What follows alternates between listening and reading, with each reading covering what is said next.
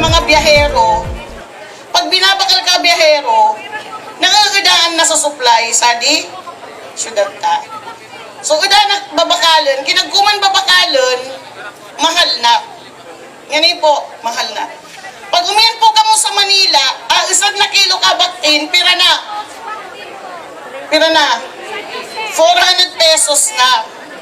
Nguwan, dahil po sa tabak, inisip po naman, tatabangan ta ang amin na industriya sa Dipo, Syudad Kairiga. Maswerte po sira, pilot po sira. Pag maging successful na di, ngamin na barangay, gigibuan ta po kadi.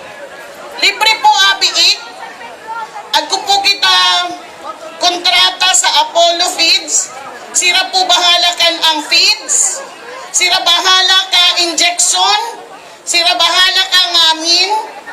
Pagdakalo after 3 months, babakalan ka ninyo sa tutamang live weight kin mamirahan. Nakukupo ninyo? Naintindihan na ninyo nga ni. Nguwan po, siyempre, babawasan man, so, ibang gastos. So, halimbawa, kinsusan na baktin, 8,000 pesos, less gastos baga ngayon 3,000, agkoy ka, 5,000 pesos per baktin. Pero agkoy ka tulo, 4 na baktin, agkoy ka 20,000.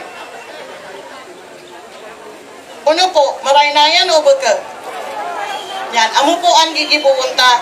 Okay, so 70 po itatao ta, magpuon po nguwan, i-distribute ta natin sa mga taga San Jose sa San Pedro.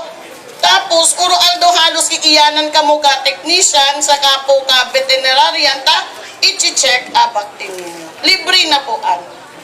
Pati po ang pang-iniksyon ngamin, libre po an. Pati po ading biik, libre po ading. Amo sanayan, pag pista, pwede man diri po ninyo pag gamitin sa pista. Kaya na nakamukan kita. Kaya ang po gigibuon ta, minimum of 3, maximum of 5. So kinkaya ka itong balay-balay ninyo na 5 baktin, akita ninyo kan pwedeng 25,000 o 30,000. Depende na yan, kinduruda kalo. Nasa kaninyo na po an.